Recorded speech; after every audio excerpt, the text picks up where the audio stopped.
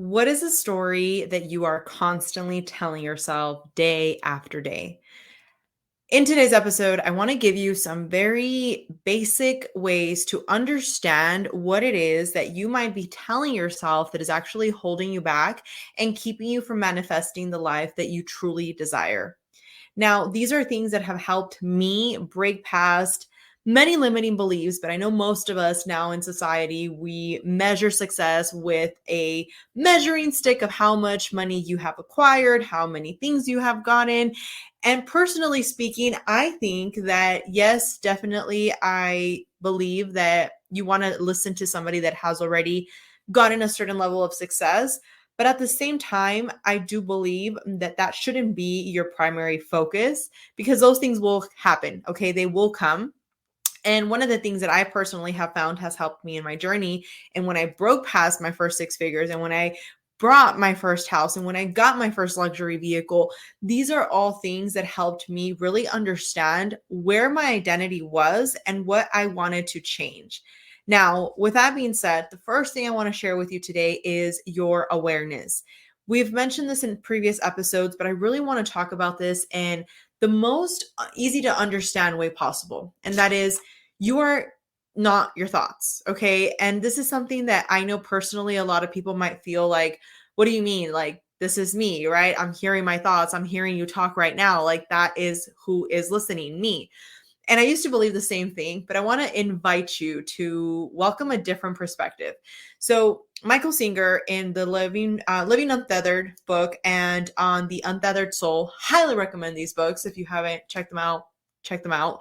But one of the things he talks about is if I were to give you three pictures right now, right? And you were to look at these three pictures and you're looking at the pictures and we say, okay, well, we changed the picture, right? We changed the picture. Does that mean that the person that's looking at that picture changed? And you're like, no, Alexa, like obviously it was just the picture that changed. Okay, awesome. So we're on the right track. Now let's think about it. If this comes down to an idea, if this comes down to a thought that we're having. So most of the time we have a thought and we repeat that thought. And after a while, that thought becomes a belief system. Okay. A belief system, the most easy way to understand it is simply things that you constantly repeat that now you have learned to identify with. Now you believe that these things are part of who you are, part of what you identify to be as, part of what you like, what you don't like, etc. Now, in the example of the pictures, you agreed and you said, for the most part, right? Like, no, I'm not changing. It's just the photos that are changing. Well, that also happens when it comes to our thoughts. A lot of the times we have a thought, but we identify so vividly with that thought. We make it part of our being. We make it part of who we identify as. We make it part of what we now use to maybe wrong others and what we use to wrong ourselves. And this is why, when it comes to in this talk today, breaking free from these previous beliefs and growing that mindset that is going to help you become the best version of yourself, having that growth mindset, it comes down to identifying where your beliefs are currently stored. So I'm going to give you an example. I personally have limiting beliefs geared around sometimes thinking that people don't like me. And it's funny because when I actually take the time to talk to somebody, they're like, oh my gosh, like I didn't expect that this is your perspective of life, or I didn't expect that this is how, you come across.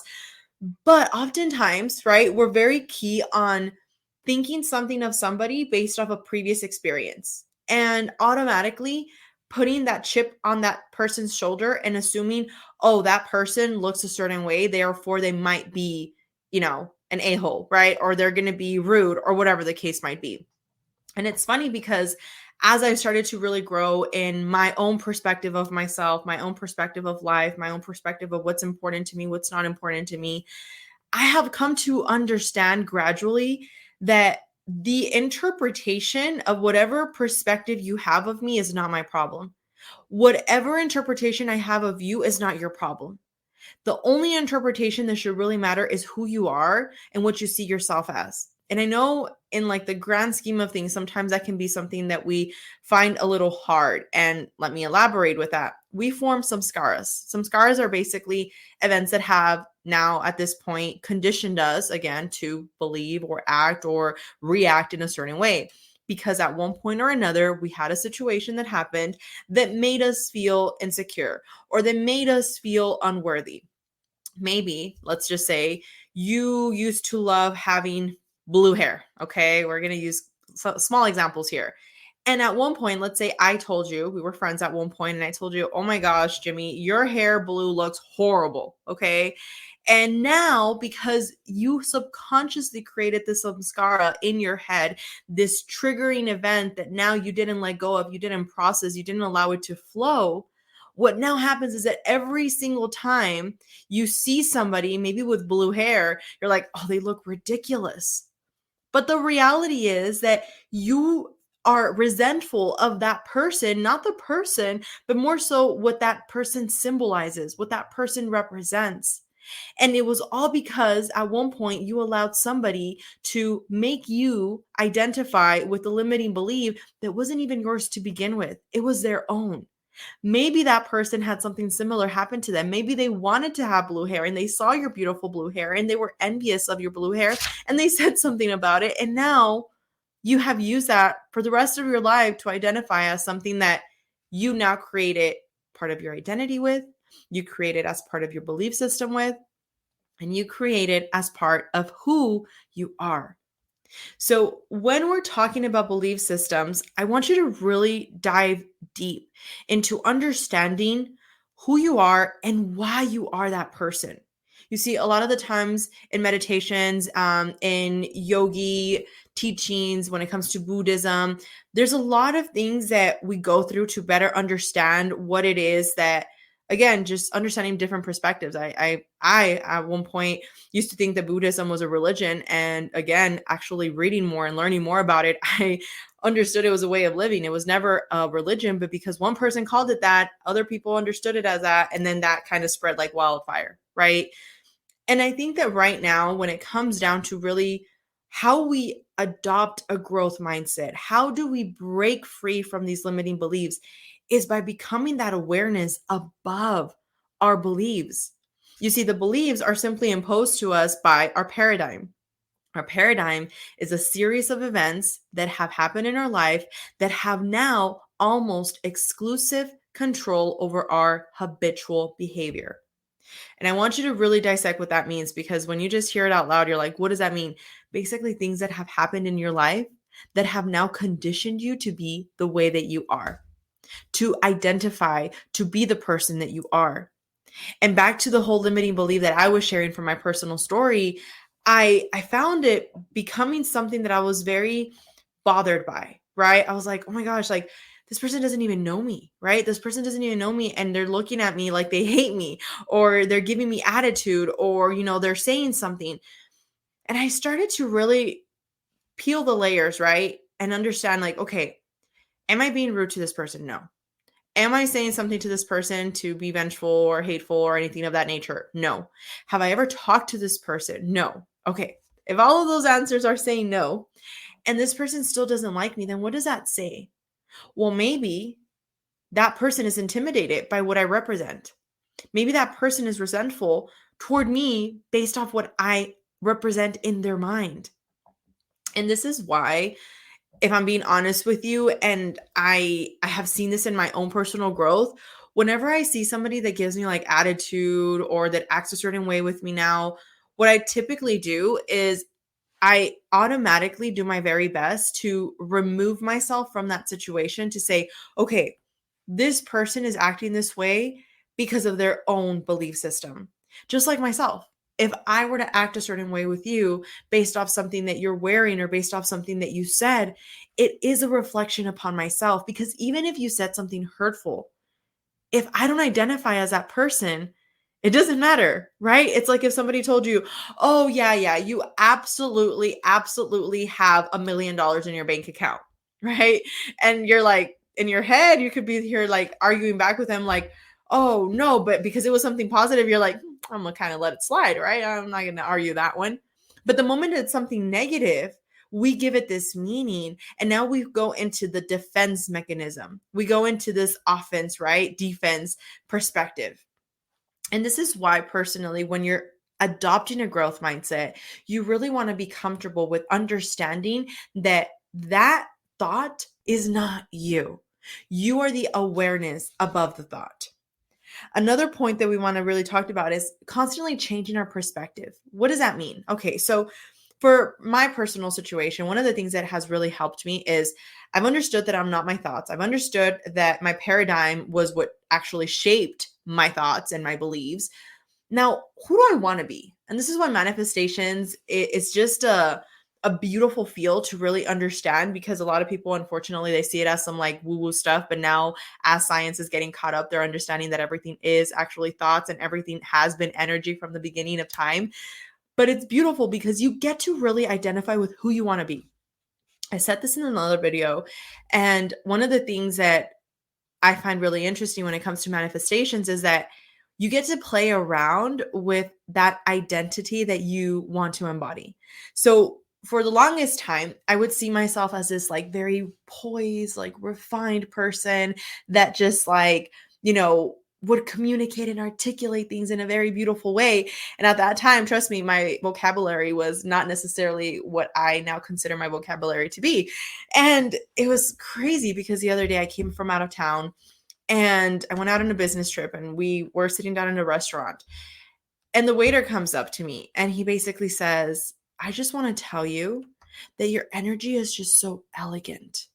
And you could sit here and be like, oh, Alexa, he probably was interested in you. Cool, you can say that. But the point being is that when you radiate that energy, when you radiate that persona that you are identifying to be, that is what you're going to actually mirror to other people. And it starts with you, because I can sit here and talk to you about manifestations if I genuinely didn't believe in them. It would be like, okay, so I'm going to read you this, and it would be weird. It would be robotic. But when you identify as something that is you, when you identify as part of who you are, what you stand for, how you're acting in life, that changes everything completely. And that's why understanding your paradigm, understanding where you are, and understanding where you want to be is one of the first steps in that direction of really manifesting the life that you desire. You see, a lot of people have asked me, like, how did you surpass your first six figures? What is one of the things that you did? And now, if I were to tell you, like, the biggest thing that obviously came from that role that I played was believing in myself. Because for the longest time, and this is where they say that sometimes those people that didn't necessarily believe in you can actually push you. For the longest time, that was my motivator, right? People that didn't believe in me, people that basically thought that I was never going to amount to much. That was something that for me, I was like intrinsically really mindful of. And I was like, no, like I need to do more. Like I want more out of life. I want to give a better life to my little one. And at that time, it was just, my oldest now. And now when I really identify with that, I'm like, okay, what is it that now I'm using as a metric to help me continue to push myself? And I was having this conversation with somebody yesterday, and it was interesting because I was telling them, like, sometimes it's easy, right, to feel like you're doing all these things and you in that moment maybe don't see the result, but then you look back and you're like, wow, I have changed. And one of the things that I personally use now to really change my mindset is really getting so familiar with that idea of what I envision in my mind as already true. And I want you to have an open mind here. And if you're listening to this podcast, you probably already do, so I don't even have to tell you that. But time is an illusion. Okay. Everything is happening in the ever eternal now. And if everything is happening in the ever eternal now, meaning that time really is not happening in a linear way, it's happening in an ever continuum simultaneous way. Okay.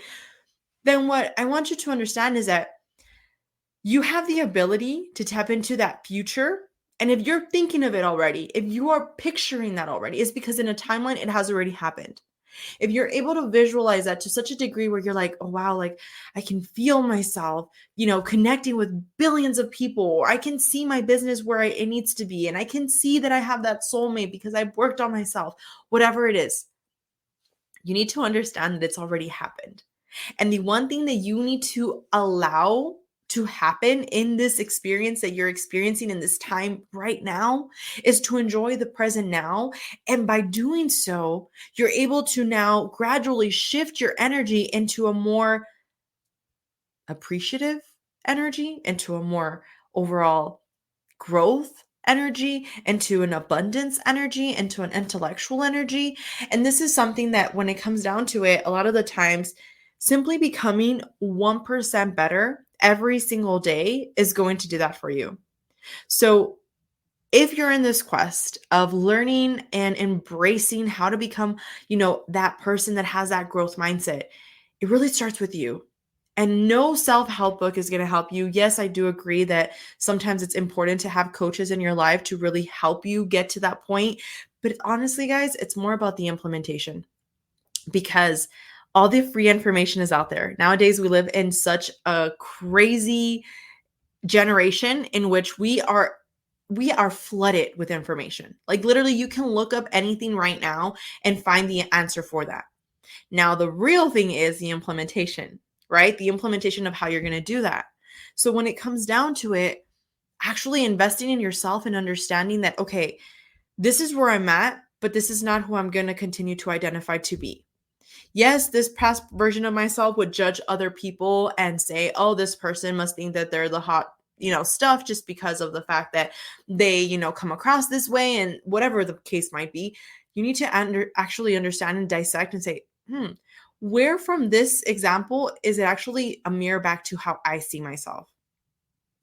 Understanding that one part has such a power to liberate you from those limiting beliefs that are holding you back, that mindset that is holding you back, and those patterns that you continue to play out day after day, year after year. So just to recap, you want to make sure that the first thing you're really implementing is your awareness. You are not your thoughts. You are the awareness above your thoughts. The second thing is understanding your paradigm. Who are you and why are you that person? If you can understand that your beliefs don't come from you, then who are you? If we strip that away, really, who are you? And then we go into constantly changing our perspective. If we can change our perspective into who we really want to embody, then we no longer identify with who we currently are. And not that it's something bad to say like, oh, this is where I'm currently at right now. It's not about that. It's about identifying that you have a greater power within you. Because the moment that you can identify with the fact that you are connected to this infinite intelligence, that you are connected to this beautiful creation that we are part of, you are everything. And then we can go into now tapping into creating a new habit. And by creating a new habit, we can really embrace that new perspective that we are now embodying in that future version of ourselves, in this current version of ourselves. With that being said, I want to thank you for tuning in today's episode. If there is anything that you would like to talk about on the next one, please feel free. If you're watching this on YouTube, leave a comment down below. Or if you're listening to this on our podcast, feel free to send us an email. We would be more than happy to discuss this in another topic. But with that being said, I want to wish you a fabulous day, and I'll talk to you guys on the next one.